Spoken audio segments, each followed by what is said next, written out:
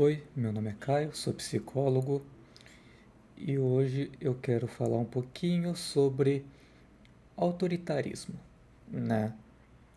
Primeiramente, a gente tem que entender o contexto que a gente está aqui agora, né? Hoje é dia 12/9, 12 de setembro. No dia anterior, né? No dia 11 de setembro de 2025, o ex-presidente Jair Bolsonaro ele foi condenado a 27 anos e 3 meses de prisão.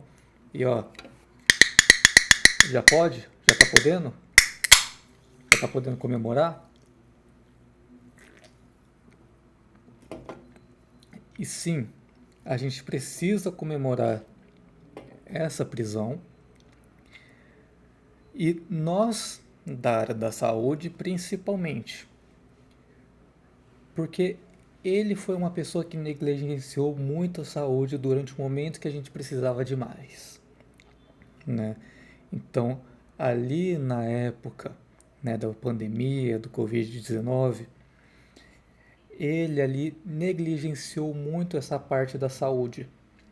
E nós como profissionais, né, pelo menos eu como profissional, não sei se vocês que estão ouvindo aí também são da área, a gente tem que sempre prezar ali pela saúde. E por conta disso a gente tem que comemorar sim que uma pessoa que fez tanta negligência no momento de tanta necessidade, né, acabou sendo condenado. Claro, não foi por isso especificamente que ele foi condenado, mas mesmo assim é uma justiça sendo feita, mesmo que seja por um outro motivo, ainda assim é uma justiça sendo feita, né? Seria ótimo que aquilo que aconteceu anteriormente fosse também colocado ali, mas como não foi, né, vamos nos contentar por enquanto com isso que conseguimos, né? Então, como eu quero falar sobre esse autoritarismo, né, primeiro eu venho aqui recomendar um livro, né, que é o 1984 do George Orwell, né? George Orwell que é um autor meio controverso, né? Tem gente que não gosta muito dele. Eu particularmente só li esse livro dele, então só posso falar sobre esse, né? Mas esse livro ele trata muito sobre essa questão autoritária, né? E dentro desse livro a gente acaba percebendo ali o ponto de vista de uma pessoa que está passando ali por uma sociedade autoritária ali dentro do livro. É uma sociedade que ela é socialista, né? Mas a gente pode levar esse exemplo do livro para qualquer outro tipo de sociedade. Mas aqui só fiz uma pequena recomendação, mas não vou entrar muito no livro para não dar muitos spoilers, né? Quem sabe em algum outro vídeo eu traga, né? Ele em específico, mas eu queria falar principalmente sobre a questão bolsonarista, né? E também, né, não apenas ali com o Bolsonaro, mas todo endeusamento de políticos. Mas eu vou trazer aqui, né, principalmente a questão do Bolsonaro, porque é uma coisa que a gente vivencia, né, aqui dentro do Brasil, e também porque, né, teve aquele acontecimento de ontem. Então eu acho que as datas aqui acabam, né, se, se ajudando um pouco, né, para esse tema. Bom, primeiro vamos tentar entender o porquê que as pessoas criam tanto esse vínculo com o político, né? Criam tanto essa afeição por alguém. E para isso, vamos observar o momento em que o Bolsonaro começou a ser ali, né, começou a concorrer para presidente do Brasil, que era um momento em que a gente já tinha passado ali pelo governo Lula um tempo atrás, né? Não foi o governo anterior, mas a gente já tinha passado por ele e já tinha ali um certo ódio por ali um partido político, né? Então, pelo menos eu, não sei vocês, eu já ouvia muito falar sobre o como o PT era ruim, como o PT ele era corrupto e tudo mais, certo? E eu não estou aqui para dizer se essas afirmações são verdadeiras ou falsas, tá? Estou aqui para dizer as coisas que foram ouvidas por mim. Então sempre ouvi esse tipo de questão, de que era ruim, que era corrupto e tudo mais.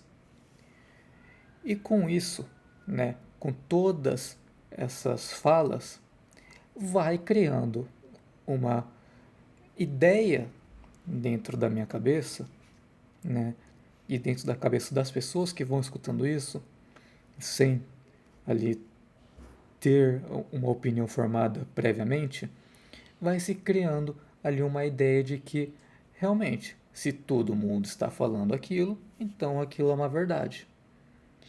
E aí chega ali uma pessoa que vai combater todo esse mal em que é dito, que é espalhado. Então, se ali um desses partidos ele é corrupto, chega uma pessoa para quebrar essa corrupção, então ele aparece como uma pessoa salvadora. Ele aparece como alguém que vai libertar desse mal. E precisamos dar aqui um pequeno detalhe, né, que vai incentivar essa nossa fala, de que é que no Brasil, querendo ou não, muitas pessoas passam fome. Muitas pessoas têm ali uma dificuldade em relação ao emprego. Existem uma grande parte de pessoas que estão na miséria. Então, no momento em que se tem ali uma pessoa culpada, em que se joga a culpa para alguém, é muito mais fácil de surgir alguém para combater aquilo. Porque tudo bem, eu estou passando fome. Vamos dar aqui um exemplo. Eu estou passando fome. Pode ser que eu ainda não sei o porquê que eu estou passando fome. Ou eu acho que é por conta de mim mesmo, ou eu acho que é, eu ali, né, não tive um suporte muito bom através da minha família, ou eu acho que são as empresas que não estão querendo me contratar. Enfim, eu estou perdido, eu não sei aonde colocar essa culpa do porquê que eu estou passando fome. E aí chegam pessoas e me colocam ali um alvo. Não, você está passando fome por conta desse governo. E aí fica muito mais fácil de eu lidar com isso. Até porque dentro disso eu não vou ter a responsabilidade dessa minha dor. Então está sendo colocado ali dentro de uma pessoa a culpa.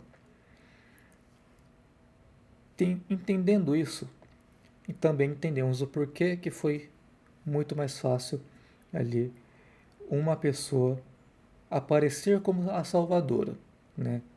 Olha, vocês estão sofrendo com esse governo e agora está na hora de mudar. E eu estou aqui para salvar vocês disso. Chega a pessoa ali tentando combater isso. E ele tenta combater isso através de uma forma em que ele demonstra ser do povão, né? Então, eu me recordo, né, na época da, da eleição do Bolsonaro, eu estava ali do ensino médio, né? E eu lembro muito que quando aparecia alguma coisa dele, era sempre normalmente um meme, né? Então, era ele ali atendendo alguma entrevista de alguma forma em que as pessoas pudessem dar risada, né? Ou alguma coisa que não necessariamente fosse algo engraçado, mas que as pessoas ali que estavam procurando um salvador encontravam nele ali um apoio, né? Ali uma certa graça, talvez. Então, fez ele se tornar algo carismático, uma pessoa que talvez fosse ali a resposta que eles precisassem. E aí ele foi eleito. Quando ele foi eleito, existem dois tipos de pessoas que acabaram votando nele. As pessoas que continuaram apoiando o governo dele e as pessoas que se decepcionaram com o serviço que ele prestou. E claro, cada tipo de pessoa vai lidar com aquilo de uma forma diferente. Mas vamos entender o lado das pessoas primeiro, né? Vou tratar os dois, mas vamos primeiro tratar o lado das pessoas que acabaram se arrependendo de votar, né? Que falam assim, da próxima vez não vou votar nele e tudo mais.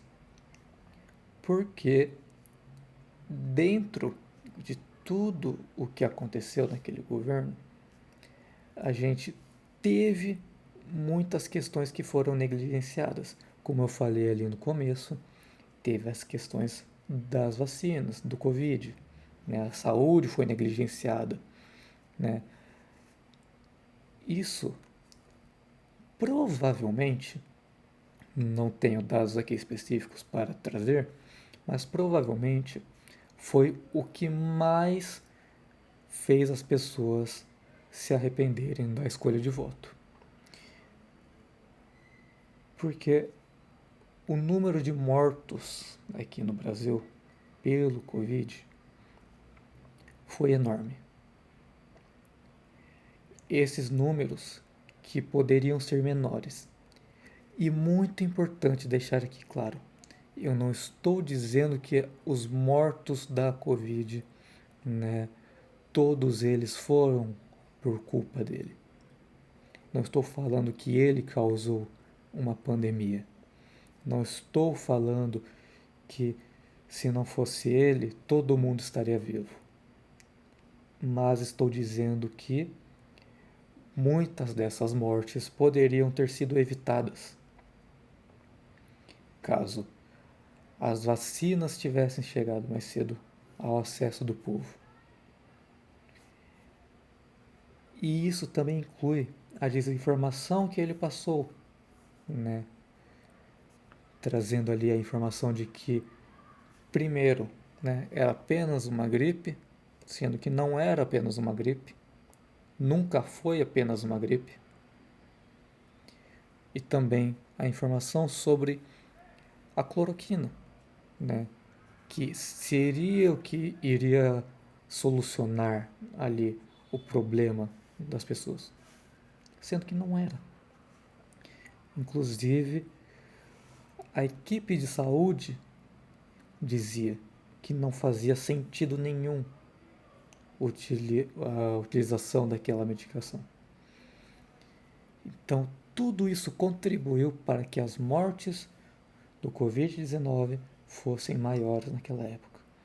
E muita gente perdeu familiares, perdeu amigos e inclusive negócios foram perdidos durante esse período. Por conta disso, muitas pessoas acabaram deixando de seguir o que acabou se tornando inclusive uma seita, eu acho que eu posso chamar, né? Que é esse bolsonarismo. E muito do que era trazido pelas ideias do Bolsonaro eram ideias extremistas. Por conta disso também ali foi diminuindo um pouquinho o público, porque eles queriam, né, alguém de direita, porém percebeu que o Bolsonaro estava ali um pouco um pouco não, né? Muito além daquela direita. Então, muitas das pessoas acabaram deixando de seguir por isso. Mas o ponto principal desse vídeo aqui, por que que as pessoas continuam seguindo? E claro, existem muitos fatores que podem levar, mas aqui eu trago, né, a minha teoria. Eu trago teoria porque eu não estou trazendo um artigo específico, né, não estou aqui trazendo, né, um estudo específico, eu estou trazendo de acordo com a minha experiência, né, e com a minha interpretação da situação, tá? Então, quais são as minhas teorias de por que as pessoas continuam seguindo? Eu vou começar com a primeira, que eu acho que é a mais básica, né? Que é o fato de que a gente não quer ali se convencer do nosso erro. Então, existem as pessoas sim que se convenceram de que foi um erro ter votado nele e que ali eles têm que mudar isso das próximas eleições, mas quando a gente comete um erro, pode ser uma ferida muito grande no nosso ego admitir aquele erro. Então, como assim eu estou errado? A gente vê isso muito com ali esquema de pirâmide, né? Então a pessoa cai ali no esquema de pirâmide, as pessoas tentam demonstrar que ela está no esquema de pirâmide, só que existe ali uma negação, porque ela não quer acreditar que ela caiu naquilo. É menos custosa para aquela pessoa que ela acredite, que ela continue seguindo aquilo, mesmo que exista um prejuízo, do que ter o prejuízo de assumir ali que caiu naquele golpe.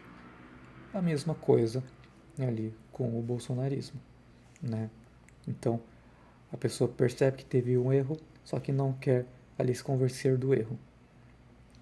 Outra coisa, e essa coisa que eu vou trazer aqui agora, provavelmente é o que eu vou falar até o resto do vídeo, que é a gente perceber o público que está seguindo esse tipo de, o que eu vou chamar aqui de seita, porque querendo ou não isso acabou se tornando uma seita, né?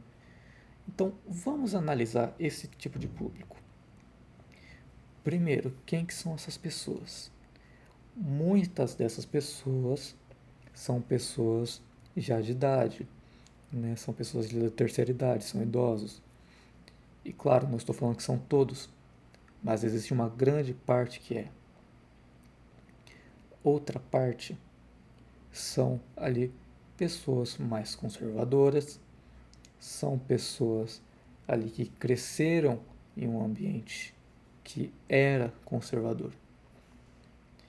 E também ali empresários que acabaram ali se beneficiando de uma certa forma disso.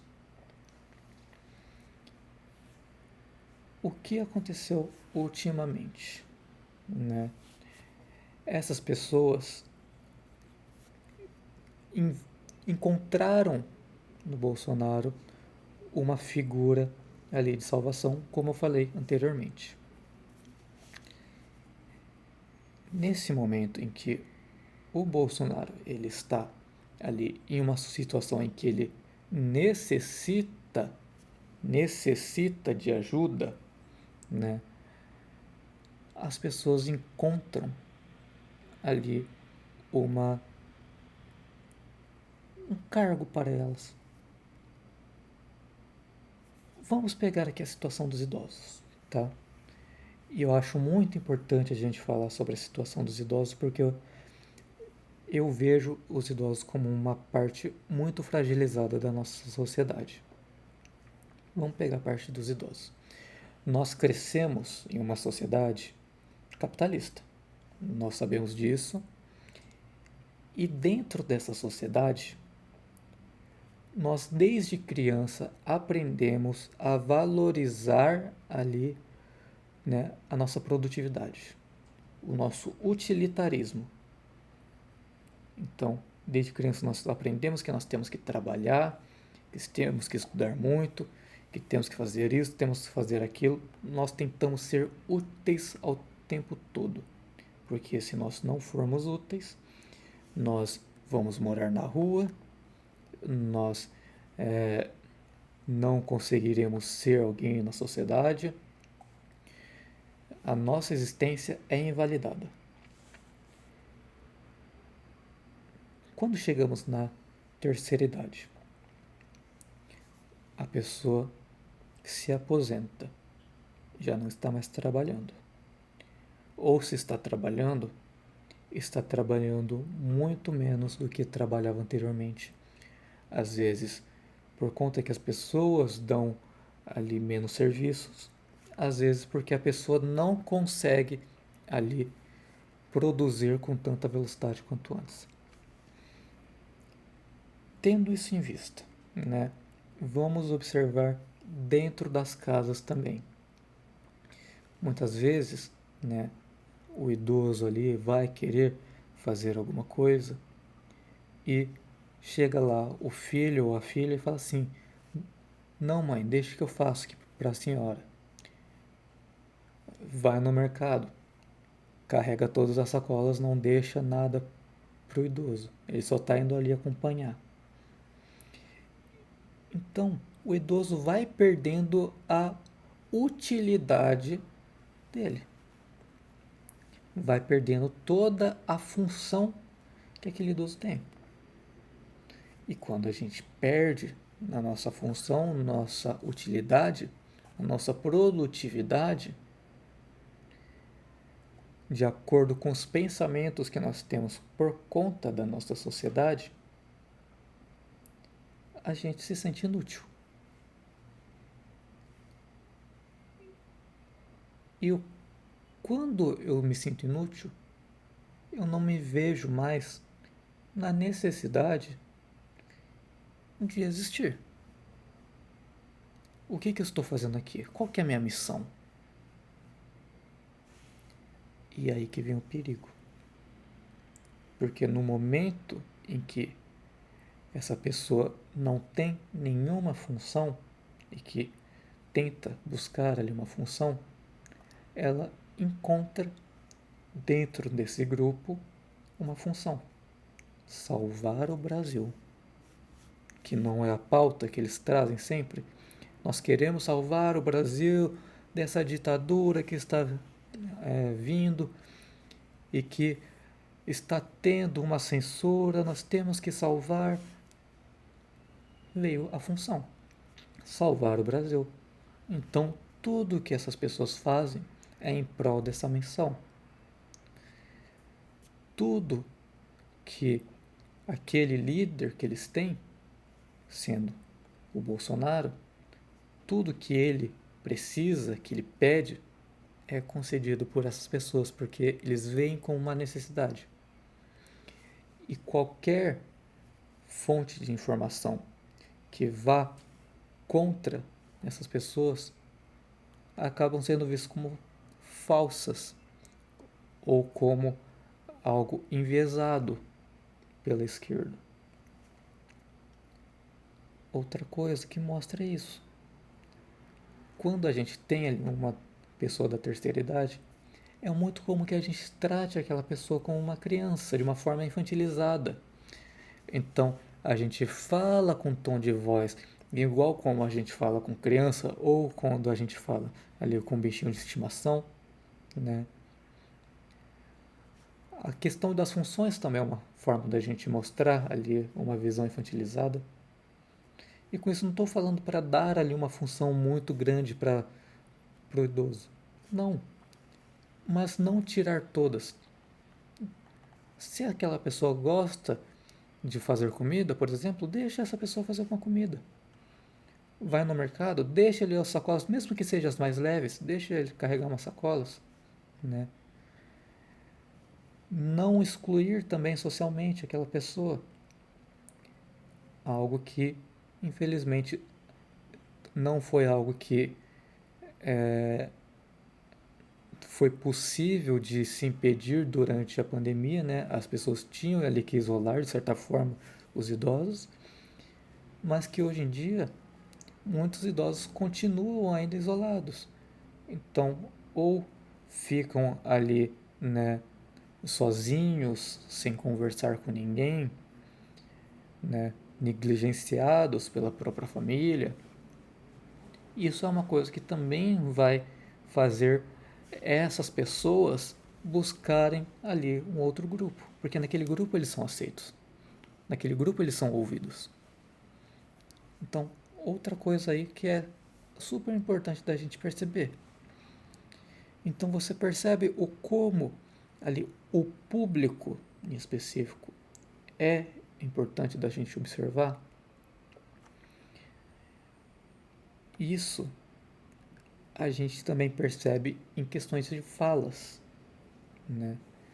Quando eu falei anteriormente sobre a questão de notícias, vamos perceber, né, falas passadas com falas atuais.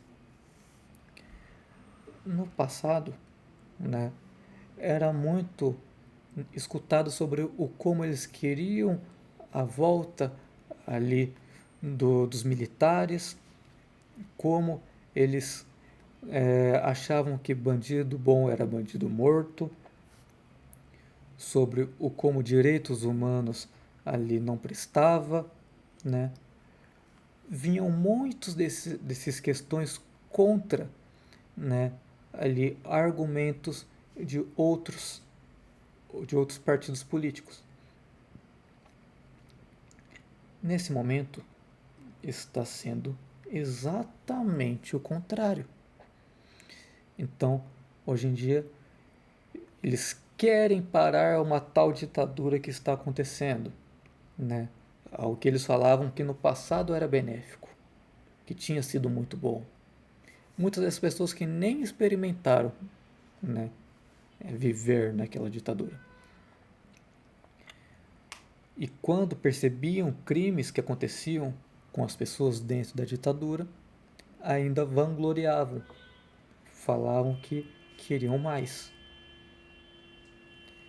A questão de direitos humanos. Hoje em dia está sendo pedido direitos humanos para o Bolsonaro, sendo que, querendo ou não, ele está sendo tratado com toda a humanidade, né? Ele está ali, né? Ele passou por um julgamento, ele está sendo ali visto de uma forma digna, por mais que ele tenha feito muitas daquelas coisas horríveis, né, que acabaram sendo feitas. Ele está sendo tratado com direitos humanos. Questão de tornozeleira eletrônica, que antes eles falavam que era luxo. Hoje em dia eles estão falando que para tirar do Bolsonaro, porque é uma injustiça. Então, as pessoas acabam ali interpretando os fatos de acordo com o como que vai beneficiar ali os ideais deles.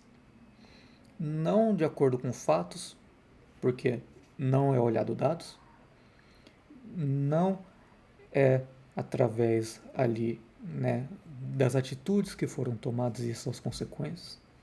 Não.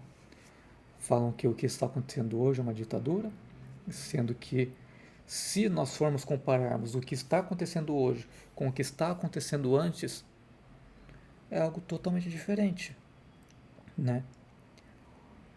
Uma das coisas que hoje em dia, muito recente, a gente pode perceber como uma dessas divisões também, de só olhar apenas um lado.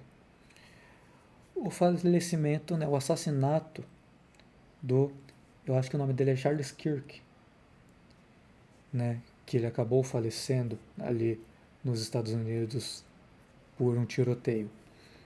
Né? Na verdade, eu acho que não pode ser considerado um tiroteio, né? Como apenas ele foi um alvo. Enfim, muitas pessoas estão ali, né, que eram contrárias a ele, estão comemorando a morte dele, e as pessoas, né, que seguem a ideologia política dele estão falando assim: nossa, mas isso é uma falta de empatia e tudo mais. Mas se a gente voltar um pouquinho no tempo e a gente for lá para o assassinato de Marielle Franco, o cenário estava sendo o contrário. Eram essas mesmas pessoas fazendo piada sobre Marielle Franco. Então, como a minha dor só é aparente, né? Como a dor só é aparente quando está do meu lado, quando só eu estou sofrendo daquilo. Quando a gente fala de questões políticas, nós precisamos observar ambos os lados. Porém, nós temos que perceber principalmente que esse lado em específico está sendo um lado que está negligenciando muito. Está negligenciando notícias, fatos, ciência, né? Isso tudo em prol do ideal deles. Podemos dizer aqui, né? Podemos teorizar aqui, né? Se isso aconteceria, né? Vamos colocar aqui o exemplo deles. Vamos colocar que a gente está vivendo numa ditadura de esquerda, como muitos dizem. Será que existiria tanta discórdia assim pelo lado dessas pessoas se estivéssemos voltando para uma ditadura de direita, uma ditadura militar, né, ou algo do tipo? Ou será que é só porque as pessoas em que eles endeusam, será que só porque essas pessoas estão sendo ali alvos e que não são de uma ditadura, mas que são ali consequências das ações dessas pessoas? Será que é só por conta disso que essas pessoas estão tendo fazendo tanto barulho por conta desses motivos? Até porque quando, né, existe ali uma questão ali de silenciar, né, pessoas ali, instituições religiosas de matrizes africanas, eu particularmente não vejo muita movimentação. Quando tentam ali colocar, né, algum tipo de justiça para pessoas marginalizadas, eu não vejo esse tipo de comoção. Mas quando uma pessoa que colocava ali ideias extremistas, porque eram extremistas as ideias dele, quando essa pessoa que defendia uma burguesia branca, que defendia ali todos os tipos de,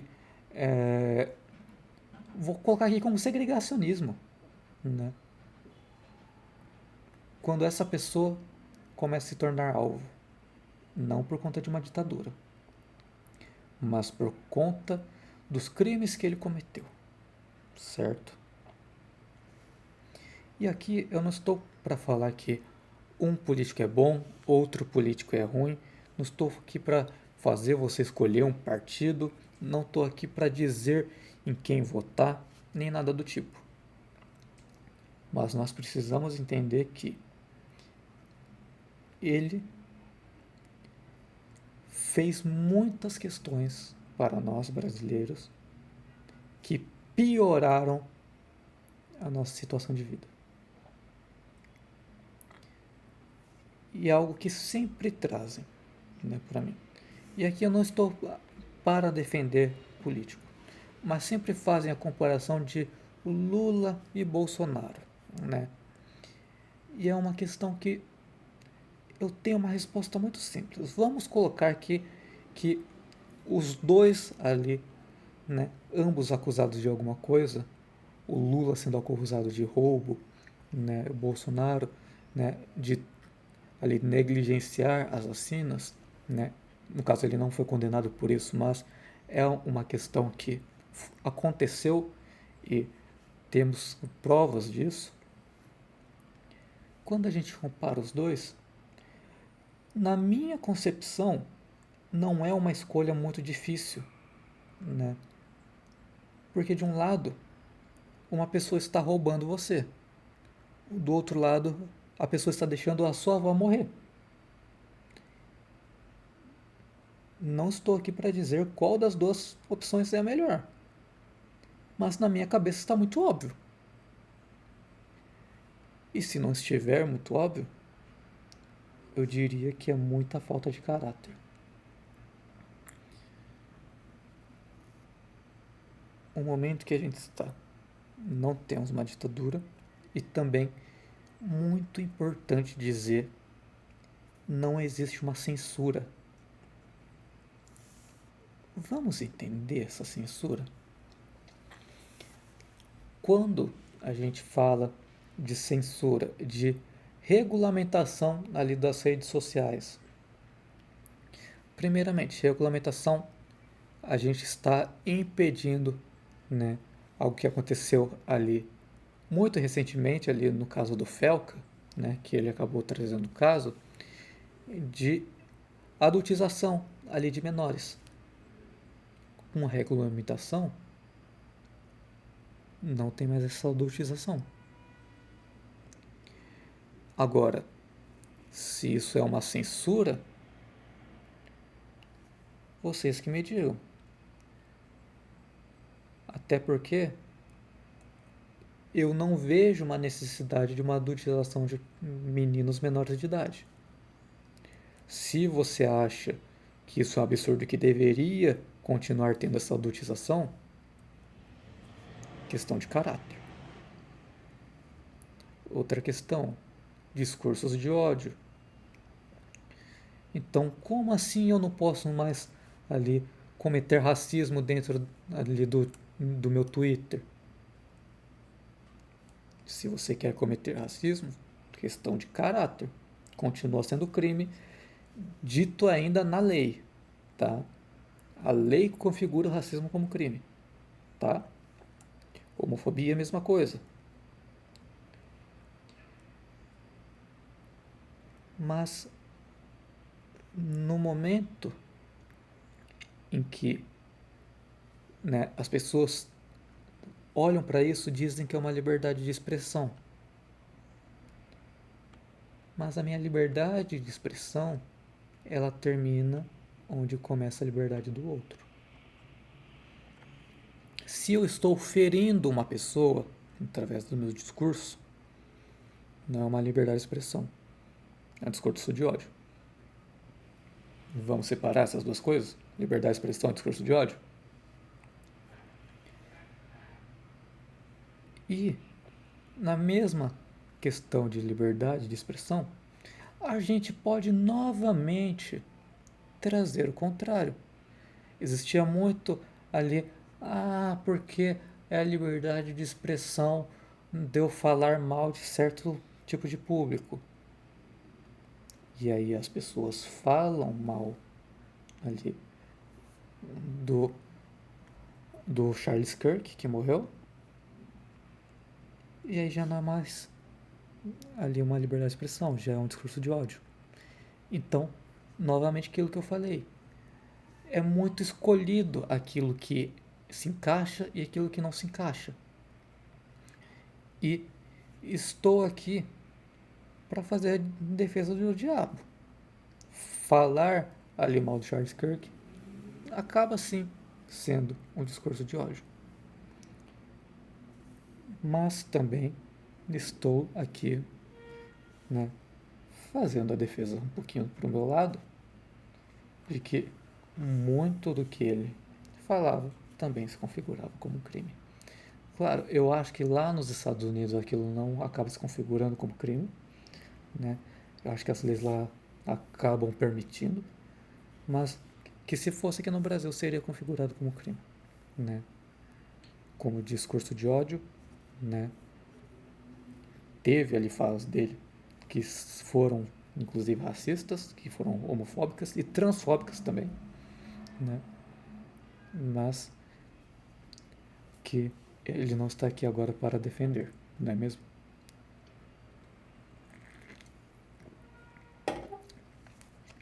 Bom, tudo o que a gente está presenciando nesse momento, devemos perceber o contexto e as pessoas em que estão inseridas nisso. Então, como eu falei, a maior parte dessas pessoas que estão ali defendendo são idosos que estão numa situação de vulnerabilidade e que precisam ali de um grupo de apoio, e esse grupo de apoio não está tendo, né? Sejam as famílias, né? Seja ali as pessoas próximas, não está tendo esse grupo de apoio, e lá elas conseguem encontrar, e conseguem encontrar uma missão, né?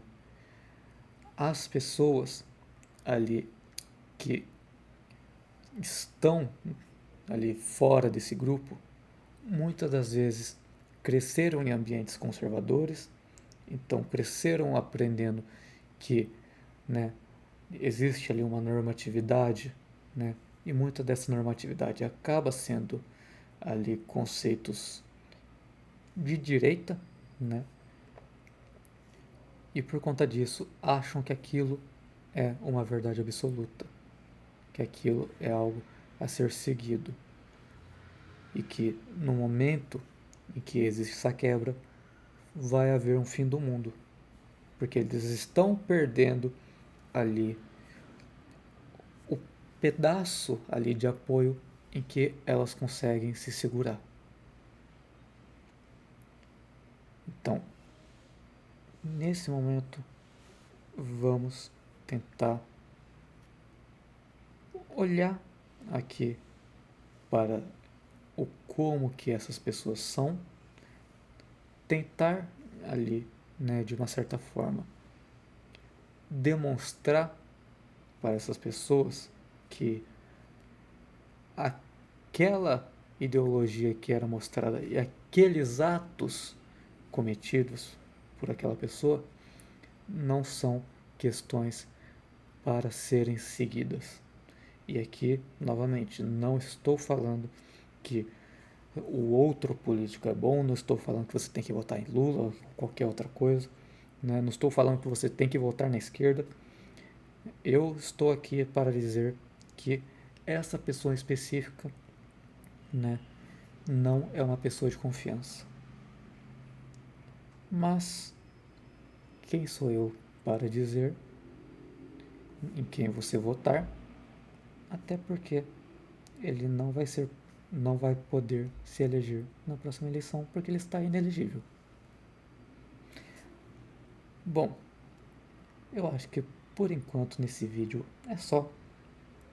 Eu te desejo um bom dia, uma boa tarde ou uma boa noite, independente do momento em que você estiver assistindo esse vídeo, né?